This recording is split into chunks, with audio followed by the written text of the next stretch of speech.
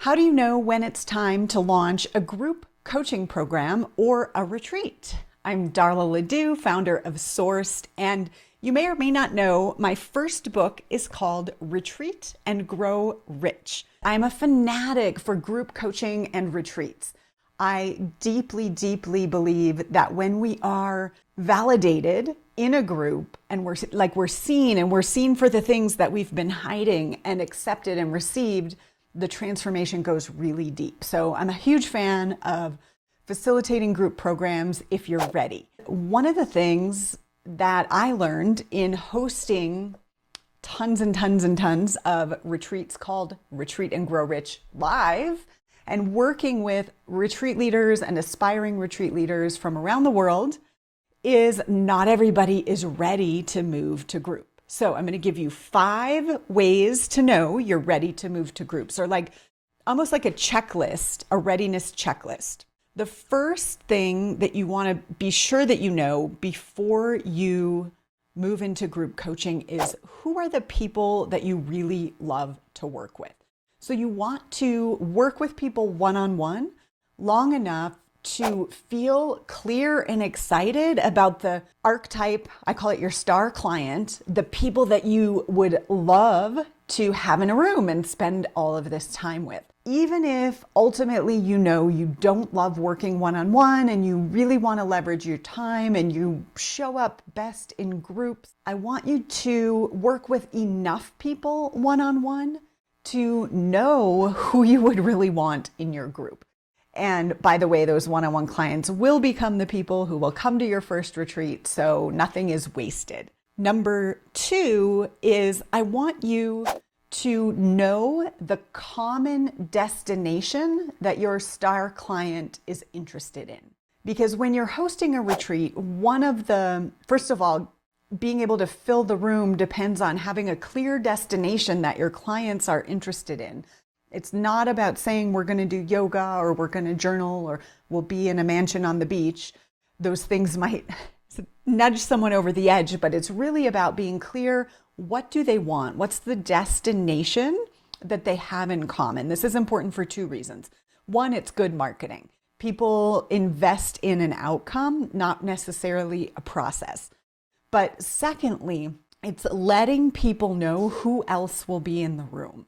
And a lot of the value of what you're gathering, whether it's a virtual room or a live room, is you've curated a group of like-minded, like-hearted people who have a similar destination in mind. And there's this immediate knowing I will belong and I can get support for where I'm going, not just from you as the leader, but from the group. So knowing the common destination that your favorite clients want to reach is key. And how do you find that out? You may meditate and you may get a download from Source, and that's amazing. I'm a huge fan of that, obviously.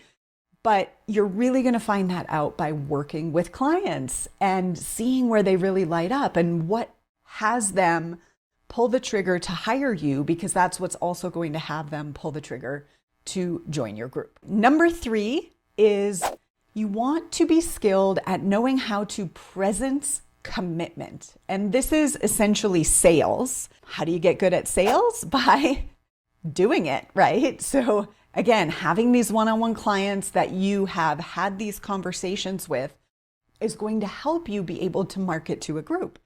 If you're filling a group, in an ideal world, you're doing some form of group enrollment, whether it's a webinar, I call it a virtual mini retreat when I do a webinar. You're doing a challenge, you're creating a marketing video that goes on your registration page, whatever it may be. In order to be excellent at that, you want to really be excellent at presencing someone's commitment.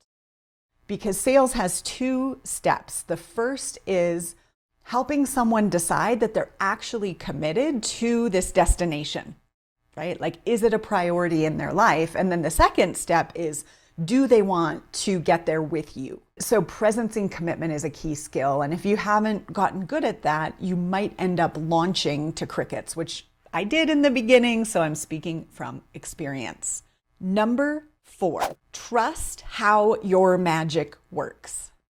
So if you haven't taken my quiz, you can find that below this video. The Sourced Magic Quiz It helps you identify how Source is working with you to guide you and your client in this agreement that you have. And practicing your magic one-on-one is going to have you have deep, deep confidence that you'll be able to rely on it when you're in a group setting. So your magic helps your client see the truth that they haven't seen. So when you're doing transformational work and you want to help your client shift their energy field, there's just something that they're operating as if it's true that they can't see. It's hidden from their view that's having them operate that way. And so your job is to help them see this truth and transform it or transmute it. Your magic will help you to do that. Having deep, deep confidence that your magic will show up with an individual is going to give you more confidence to have your magic show up in a group. And this is really, really important because number 5 is you want to feel masterful at group facilitation. You want to know how to work with your magic in a group. Now, here's what's great is when you have a group, more of your magic is firing because of the energy of the group. It's like activating more parts of you. It's also a whole different ball game to help someone see a truth that's been hidden from their view in a room with a bunch of people watching, right? It somehow increases the stakes for you as a leader and for the individual. Again, building that trust in working with your magic one-on-one is key, but then practicing with a group, in front of a group, deciding when do I go here?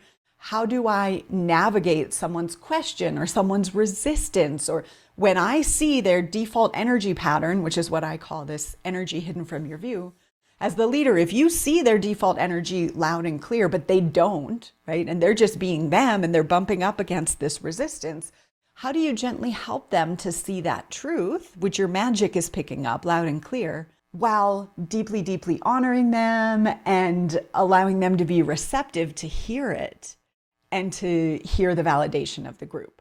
That's a skill that you'll want to have some practice with before you move into creating a large group program or hosting your first retreat. Here's what I want to share about this. By the way, we have a program where we let you practice. We create the environment for you to practice those skills. So we do a training on retreat where you get to practice leading segments and coaching people in front of the group so you can get that hands-on experience before launching your group. And there aren't a lot of places where you can get that, right? Alternatively, you might decide to do a short workshop so you can get some practice before moving into a long group program or a retreat. And I just want to say, I'm sharing this from my heart and from experience because hosting Retreat and Grow Rich live retreats over the years, so many people have this desire and love to host groups.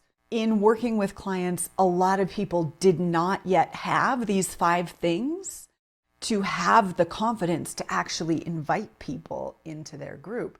So there were a lot of people kind of trying to figure out their content for weeks and weeks and months, sometimes years, of like, what are we actually going to do at this retreat before they ever got in the room with me, where I help them pull it back and start to look at what skills they really need. I don't want that to happen for you, right? It's like there's a method to your magic, and if you move through the process step by step, it's going to be so much more fun and so much more successful. So have the one-on-one clients, know how to work with them, know how to presence their commitment, and feel really good when you move into the group program because you have that practice and that knowing how to deliver potent group transformation and guess what? Get paid well for it. This is Darla LeDoux, founder of Sourced, and we'll see you in the next video.